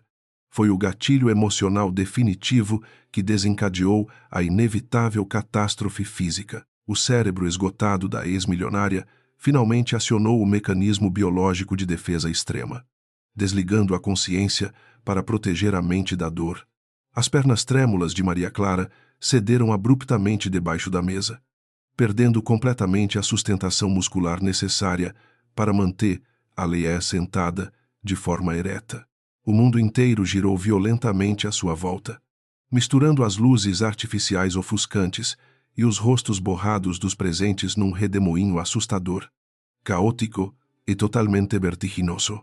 Ela tentou erguer a mão enfraquecida para pedir um pouco de água fria ao advogado assustado, mas os seus lábios pálidos e ressecados não emitiram qualquer som, num movimento brusco e assustador para todos os presentes. O corpo mole e desfalecido da mulher injustiçada despencou pesadamente em direção ao chão. A cabeça de Maria Clara atingiu a lateral da cadeira de madeira maciça com um baque surdo e horripilante que silenciou instantaneamente a sala. Ela tombou sobre o piso de mármore frio do tribunal, imóvel e completamente vulnerável perante o olhar aterrorizado do jovem defensor e o choque dos presentes atônitos. A escuridão absoluta e misericordiosa engoliu a sua mente atormentada, oferecendo um breve refúgio contra a crueldade implacável e nojenta dos homens poderosos. O caos instalou-se imediatamente no ambiente outrora solene e silencioso da corte judicial, quebrando a falsa formalidade exigida pelos ritos jurídicos tradicionais. O advogado de defesa, desesperado, gritou por ajuda médica urgente, ajoelhando-se rapidamente ao lado do corpo estendido e verificando os sinais vitais enfraquecidos. Os murmúrios chocados dos repórteres sensacionalistas e do público curioso elevaram-se num tumulto sonoro, enquanto o juiz atordoado batia incessantemente o martelo, exigindo a restauração imediata da ordem perdida. Guardas armados correram pelos corredores estreitos para isolar o perímetro, transformando o tribunal numa verdadeira cena de emergência hospitalar de contornos trágicos. Diante do colapso físico e dramático da vítima inocente, as reações dos algozes milionários demonstraram a verdadeira essência podre das suas almas corrompidas. Eduardo recuou alguns passos, exibindo uma expressão de repulsa e desconforto extremo, como se o corpo caído da ex-esposa fosse um estorvo constrangedor. Valéria, por outro lado, precisou cobrir a boca com a mão bem cuidada para esconder o riso sádico de pura satisfação maléfica que ameaçava escapar-lhe. A amante ambiciosa observava o sofrimento alheio como se fosse o desfecho espetacular e glorioso de uma peça de teatro que ela mesma havia escrito meticulosamente. O inescrupuloso advogado Diego manteve a sua pose fria e profissional, ignorando completamente a gravidade da emergência médica que ocorria aos seus pés. Ele sussurrou no ouvido de Eduardo que aquele desmaio oportuno era apenas mais um truque barato e desesperado de uma criminosa acuada para atrasar a condenação. O ceticismo cruel do defensor dos golpistas revelava uma total ausência de empatia humana e uma sede insaciável por esmagar a rival de forma definitiva. Eles acreditavam cegamente que o colapso nervoso de Maria Clara era a prova absoluta da sua fraqueza irreversível e da sua iminente derrota. As portas principais do tribunal abriram-se de forma abrupta para permitir a entrada acelerada de 2 socorristas uniformizados, carregando pesadas malas vermelhas. O som angustiante da sirene da ambulância ecoava pelas janelas de vidro grosso, adicionando uma trilha sonora dramática à tragédia pessoal ali vivenciada. Os paramédicos iniciaram rapidamente os protocolos de reanimação, medindo a pressão arterial baixíssima e administrando oxigênio puro através de uma máscara de plástico transparente. O jovem advogado segurava a mão fria da sua cliente com aflição, rezando silenciosamente para que ela não desistisse da batalha antes do grande golpe final preparado. Enquanto os procedimentos médicos básicos eram aplicados sob o olhar impaciente e severo do juiz idoso, a atmosfera pesada parecia totalmente suspensa no tempo. O magistrado ordenou que todos os presentes permanecessem nos seus respectivos lugares, recusando-se a adiar a sessão burocrática por causa de um simples mal-estar passageiro. O destino trágico e incerto da ex-milionária estava pendurado por um fio extremamente fino de tensão, enquanto o relógio de parede batia num ritmo monótono e fúnebre. A impunidade dos poderosos parecia prestes a ser consagrada definitivamente nos autos falsificados daquele processo injusto e nojento orquestrado nas sombras. Caída perto da cadeira derrubada, a pequena bolsa desgastada de Maria Clara guardava o segredo mais explosivo de toda aquela farsa criminosa montada. Dentro do forro esgarçado de tecido barato, o pequeno gravador digital de áudio descansava silenciosamente, pronto para destruir os castelos de areia da corrupção. Aquele dispositivo negro continha o antídoto letal e definitivo contra todo o veneno jurídico despejado covardemente pelos engravatados sem moralidade durante a audiência exaustiva. A justiça verdadeira, pacientemente aguardada, estava prestes a despertar do seu sono forçado para varrer a maldade absoluta com a fúria implacável de um furacão violento. A imobilidade angustiante do corpo frágil, estendido no chão, contrastava tragicamente com a efervescência silenciosa do segredo que ela carregava nas trevas.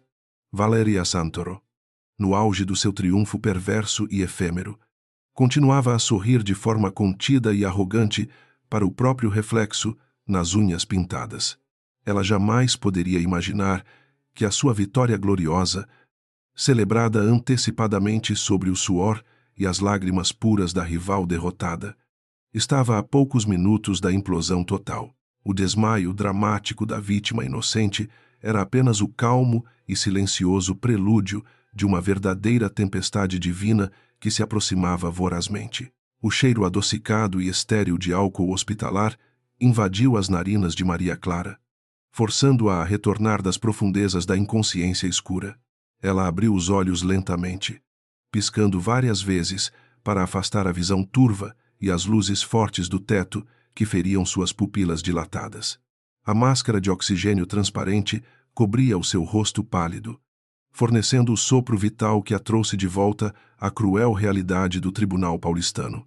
O burburinho caótico das pessoas ao seu redor soava distante, como um eco submerso que gradativamente ganhava volume e definição na sua mente exausta. O jovem defensor público estava ajoelhado ao seu lado, com uma expressão de alívio evidente misturada com preocupação profissional.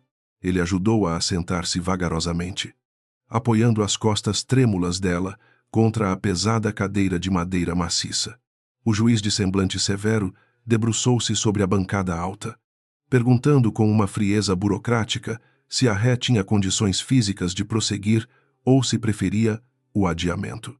Maria Clara respirou fundo, puxou a máscara de oxigênio do rosto e afirmou com uma voz rouca e inabalável que a audiência precisava ser concluída naquele exato momento, sentada novamente no banco dos réus.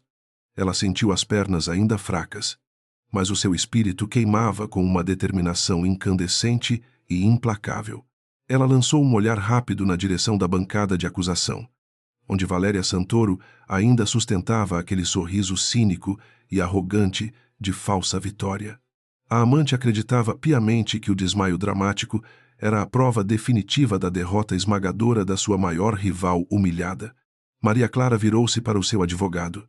Fez um aceno quase imperceptível com a cabeça e transmitiu silenciosamente: a ordem fulminante, era hora de soltar a bomba. O defensor público levantou-se com uma postura completamente renovada, abandonando a aura de exaustão para assumir a presença imponente de um guerreiro. Ele pigarreou para limpar a garganta e dirigiu-se ao magistrado com um tom de voz firme que reverberou por todo o recinto solene. Anunciou formalmente que a defesa possuía uma nova e irrefutável prova material, capaz de desmascarar totalmente a farsa monstruosa montada pela acusação. Imediatamente, o advogado inescrupuloso Diego saltou da cadeira, gritando objeções desesperadas e alegando violações de regras processuais para impedir a apresentação daquela evidência surpresa e misteriosa. O magistrado franziu a testa, visivelmente contrariado com a interrupção caótica e o tom agressivo adotado pelo renomado advogado da elite paulistana. Apesar da relutância processual inicial, o juiz considerou a gravidade extrema das acusações de fraude milionária e o princípio jurídico da busca pela verdade material. Com uma batida seca do martelo de madeira, ele rejeitou as objeções histéricas de Diego e autorizou a exibição imediata da prova secreta. O coração de Maria Clara acelerou enquanto o seu jovem representante retirava o pequeno gravador de voz digital de dentro da sua bolsa desgastada. O silêncio que se abateu sobre o tribunal criminal foi absoluto, denso e carregado de uma expectativa quase palpável no ar gelado. O advogado caminhou até a mesa de som da corte e conectou cuidadosamente o pequeno aparelho escuro ao sistema de alto-falantes do ambiente. Eduardo Vasconcelos franziu a testa em confusão, trocando olhares nervosos e interrogativos com o seu braço direito jurídico. Valéria, subitamente desconfortável na sua cadeira estofada, cruzou e descruzou as pernas, sentindo uma semente gelada de dúvida e pavor brotar nas profundezas do seu estômago perfeitamente maquiado e dissimulado. Um chiado eletrônico rápido antecedeu o início da reprodução, seguido pelo som abafado e inconfundível do motor de um carro de luxo. Em poucos segundos, a voz arrastada e impaciente de Eduardo ecoou alto pelas paredes de mármore do tribunal severo. O empresário ouvia a si mesmo reclamando monotonamente sobre o tédio de sua rotina conjugal e a sua insatisfação crônica com os negócios familiares. Ele encolheu-se na cadeira, sentindo o rosto queimar de vergonha pela exposição pública de suas intimidades patéticas diante de juízes, repórteres e da mulher que ele estava tentando prender. A voz adocicada e manipuladora de Valéria surgiu logo depois, bajulando o ego inflado do milionário com mentiras sedutoras e palavras calculadas. No entanto, o clima na sala de audiências mudou drasticamente quando o som de uma porta de carro, abrindo e fechando violentamente, foi reproduzido.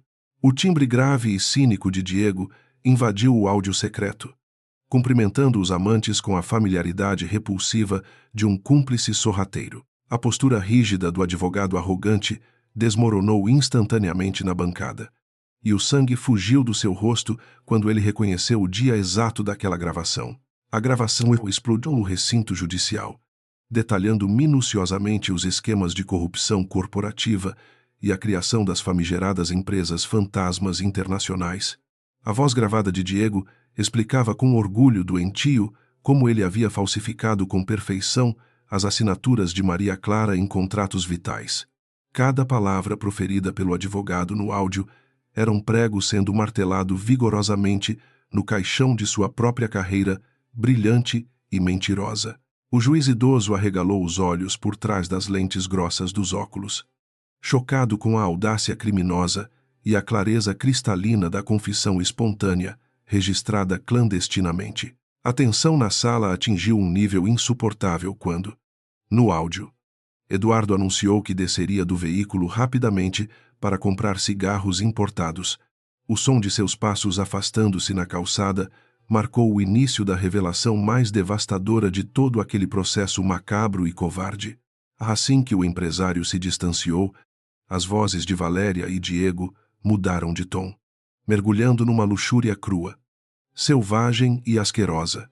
Os beijos molhados, os gemidos sussurrados e as declarações de paixão clandestina entre o advogado e a secretária preencheram o tribunal com uma obscenidade chocante e inegável. Eduardo Vasconcelos ficou completamente paralisado, como se tivesse sido atingido por um raio fulminante no meio de uma tempestade sem nuvens escuras. Ele virou o rosto lentamente, com os olhos injetados de lágrimas de humilhação, e cravou o olhar na mulher que estava sentada ao lado. O sorriso vitorioso de Valéria derreteu-se instantaneamente, dando lugar a uma máscara de puro terror absoluto e desespero animal incontrolável. As suas mãos perfeitamente manicuradas tremiam de forma violenta sobre a mesa, enquanto o seu castelo de mentiras luxuosas ruía catastroficamente sobre a sua cabeça vazia e gananciosa, como se a traição carnal não fosse punição suficiente para o milionário arrogante. A fita continuou a expor as vísceras da conspiração. A verdadeira voz de Valéria surgiu no alto-falante, soando áspera, cruel e carregada de um ódio profundo contra a rival nordestina humilde. Ela zombava abertamente da imensa estupidez de Eduardo, rindo com o amante sobre o plano de fugir para a Europa com a fortuna roubada. A secretária confessava sem qualquer pudor que o objetivo principal sempre foi incriminar Maria Clara e enviar a inocente para apodrecer numa cela imunda e superlotada. A gravação secreta encerrou-se com um clique seco e definitivo, mergulhando a sala de audiências num silêncio mortal, denso e quase sufocante. A verdade absoluta estava agora despida perante a justiça, exposta sob as luzes frias e brilhantes do Fórum Criminal Paulistano, sem qualquer filtro. O jovem defensor público ergueu a cabeça com orgulho, encarando o magistrado com a serenidade de quem sabe que a guerra foi vencida. Não havia mais margem para dúvidas razoáveis. Argumentações falsas ou manobras jurídicas sujas, capazes de salvar a pele daqueles três predadores gananciosos e desalmados de terno, rompendo a paralisia chocante que tomou conta de todos os presentes. Diego saltou da sua cadeira num ataque de fúria histérica e irracional. Ele esmurrou a mesa de madeira, berrando que a gravação era criminosa, forjada e constituía uma violação inaceitável da sua privacidade inalienável. A voz do advogado, antes tão impostada e segura de si, agora soava esganiçada e patética, como a de um rato acossado num beco sem saída. A máscara do brilhante estrategista legal havia caído, revelando apenas um criminoso comum, covarde e desesperado diante da punição severa que se aproximava. O juiz, com o rosto avermelhado pela profunda indignação ética, bateu o martelo repetidas vezes com uma violência que ecoou pelas paredes. Ele ordenou imediatamente que Diego se calasse, ressaltando que crimes confessados e orquestrados não estão protegidos pelo sigilo profissional ou direito à privacidade. A evidência robusta de formação de quadrilha, fraude milionária e falsificação ideológica superava de longe qualquer chicana processual levantada pelo réu acuado e mentiroso. Em ato contínuo, o magistrado solicitou que a guarda do tribunal confiscasse preventivamente os passaportes de Diego e Valéria, impedindo qualquer tentativa desesperada de fuga internacional. Completamente arrasado pela humilhação pública, e pelo peso esmagador da traição dupla. Eduardo levantou-se com as pernas trêmulas e o rosto banhado em suor. Ele olhou para o advogado em quem confiou os segredos da sua empresa e para a mulher por quem destruiu a sua sagrada família. A ilusão de juventude eterna e amor incondicional foi estilhaçada em 1000 pedaços cortantes que agora sangravam a sua alma orgulhosa e cega. A percepção brutal de que ele próprio havia entregue a faca aos seus assassinos financeiros atingiu o milionário com a força de um furacão. Num surto repentino de raiva, cega e dor insuportável, o marido traído tentou avançar violentamente contra a secretária que estava paralisada ao lado. Eduardo berrava xingamentos terríveis, chamando Valéria de víbora venenosa, prostituta e ladra cruel, enquanto tentava agarrar o pescoço da mulher perversa. Os seguranças do tribunal precisaram intervir rapidamente, imobilizando o empresário descontrolado e afastando-o da amante histérica que gritava lágrimas falsas de crocodilo. O cenário de glamour e poder da elite paulistana transformou-se num espetáculo grotesco de decadência moral absoluta, sob os olhares atentos de dezenas de espectadores atônitos e chocados. Longe do caos tumultuado que se instaurou na bancada oposta, Maria Clara observava o desfecho daquela tragédia com uma imensa tranquilidade espiritual. A tempestade de mentiras e injustiças, que quase a afogou no desespero absoluto, agora engolia impiedosamente os seus maiores inimigos sem piedade. A justiça divina, pela qual ela tanto implorou, de joelhos, aos pés de Nossa Senhora Aparecida, manifestava-se com uma precisão cirúrgica e devastadora naquele ambiente. Não havia alegria sádica ou prazer na vingança dentro do seu peito calejado, mas apenas uma profunda, aliviante e silenciosa, sensação de paz interior restaurada. Aproveitando a janela de oportunidade gerada pela confusão e pelo choque geral, o jovem advogado de defesa assumiu o controle absoluto da narrativa. Ele protocolou verbalmente o pedido urgente para a extinção imediata de todas as acusações absurdas e infundadas que pesavam contra a sua cliente humilhada. Além disso, exigiu a abertura instantânea de um inquérito policial rigoroso contra Diego, Valéria e Eduardo pelos crimes de estelionato, falsidade ideológica e calúnia.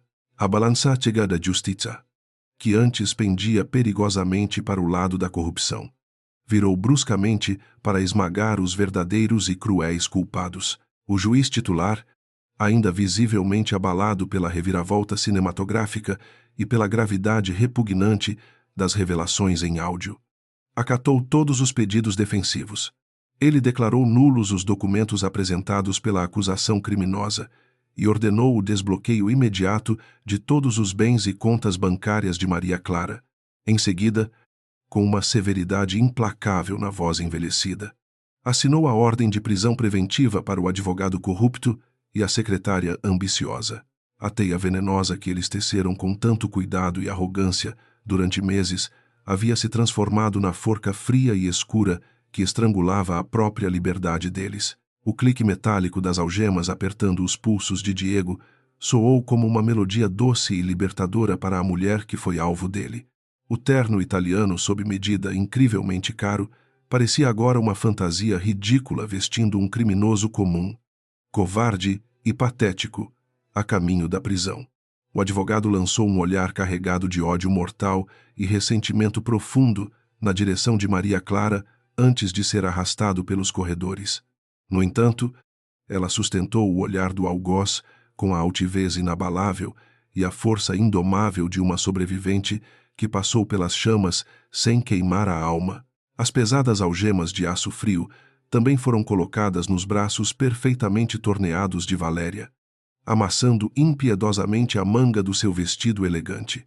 A amante outrora poderosa e intocável gritava desesperadamente em pânico agudo, implorando pela ajuda e perdão de Eduardo no meio do salão amplo. Porém, o milionário falido virou as costas para a golpista asquerosa, desabando na cadeira e chorando convulsivamente sobre as próprias mãos trêmulas e suadas. A deusa inalcançável do Morumbi havia sido reduzida a uma prisioneira comum e histérica.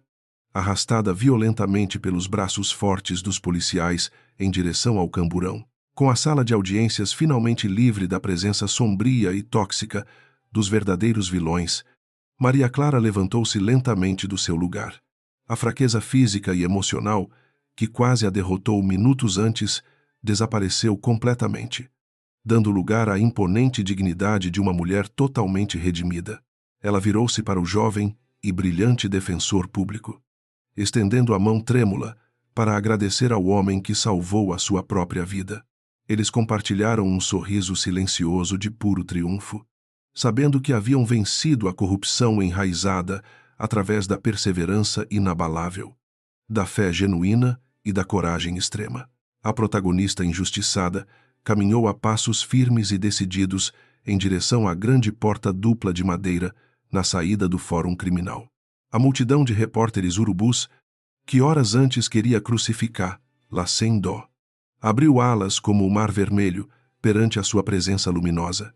As câmeras dispararam flashes cegantes para registrar o rosto sereno e vitorioso da verdadeira heroína daquela macabra novela paulistana da vida real.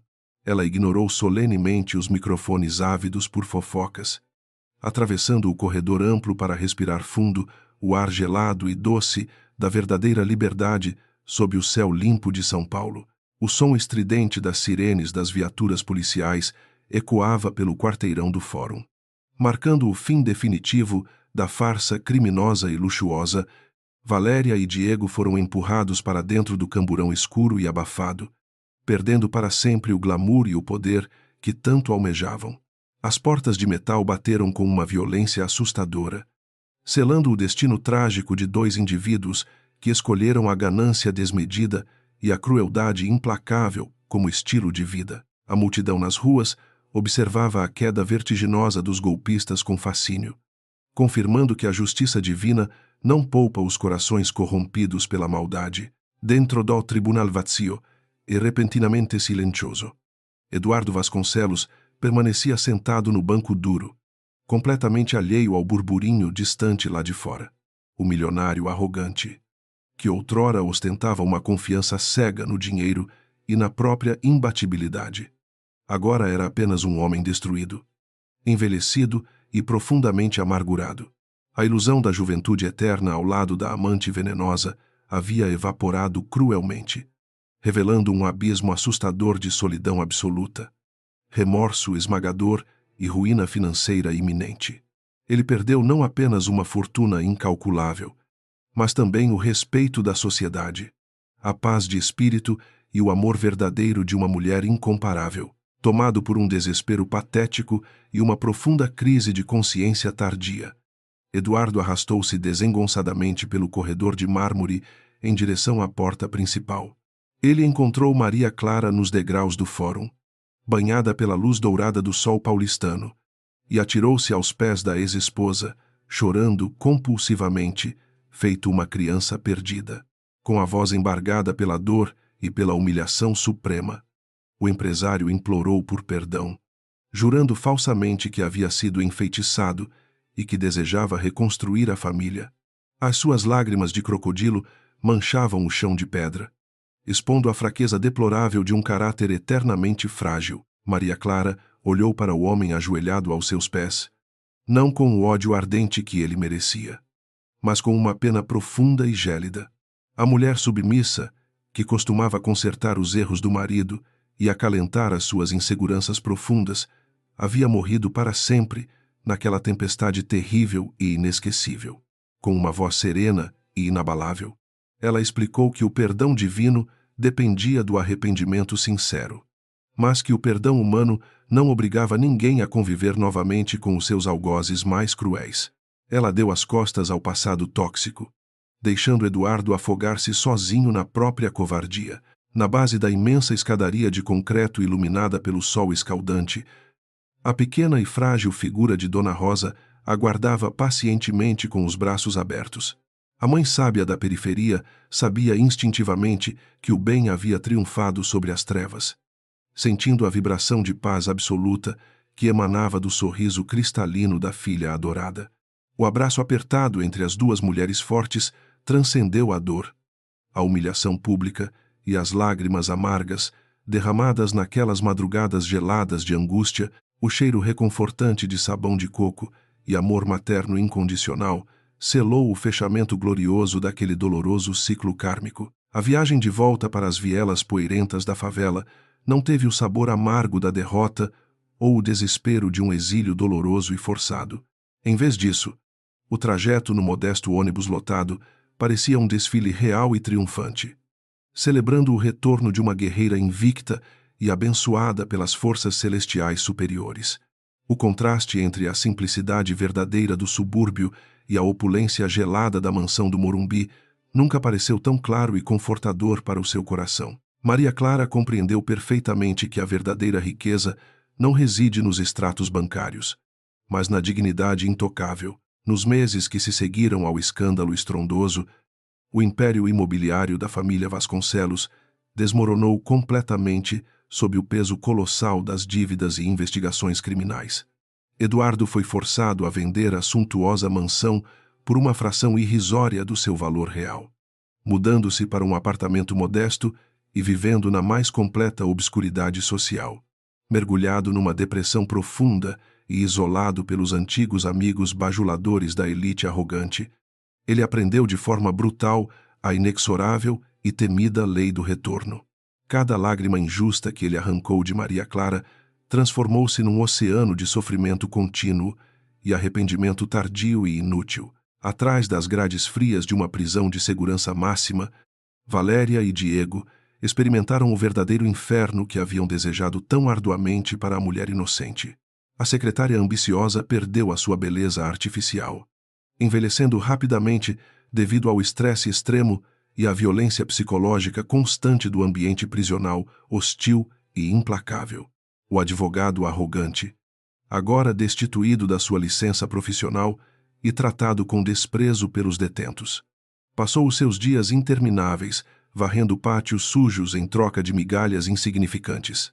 O karma plantado por eles rendeu frutos apodrecidos de sofrimento perpétuo, provando a infalibilidade assustadora da justiça cósmica. Com o seu patrimônio financeiro integralmente restaurado pela justiça, Maria Clara não retornou ao luxo vazio e aprisionador da elite paulistana que tanto a machucou. Ela utilizou os milhões recuperados para fundar um instituto de apoio jurídico gratuito destinado a mulheres vulneráveis, vítimas de violência patrimonial e enganadas por maridos opressores. O modesto prédio na periferia tornou-se um farol brilhante de esperança infinita, onde a dor de cada mulher injustiçada encontrava refúgio, amparo legal e força para recomeçar brilhantemente. A ex-milionária submissa transformou o seu próprio trauma num poderoso instrumento coletivo de cura, empoderamento e solidariedade genuína. No entardecer de um domingo quente e alaranjado, Maria Clara sentou-se na varanda florida da nova casa que construiu perto da sua amada e sábia mãe. Ela tomava um café fresco enquanto observava o sorriso radiante das crianças brincando livremente na rua asfaltada, sentindo a brisa suave acariciar o seu rosto envelhecido, porém sereno. A tempestade havia passado definitivamente, deixando para trás um céu estrelado de infinitas possibilidades, amor próprio e uma conexão inabalável com o Deus justo que nunca a abandonou. A mulher forjada pelo fogo sorriu para a vida, sabendo que a verdade sempre será soberana.